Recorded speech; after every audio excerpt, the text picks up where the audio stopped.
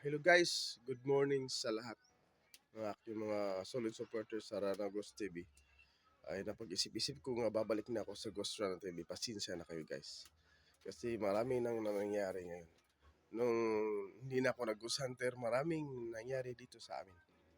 Doon sa may welcome na road, yung madaling araw, yung last kuan, ngayong adlaw, may na-discuss siya doon, may nasasakyan yung gumangga sa gilid kasi sabi ng driver is biglang nag-street yung daan.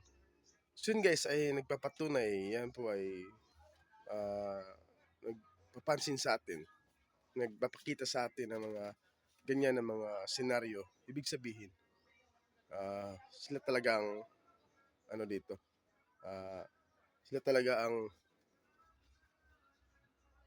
lakas loob na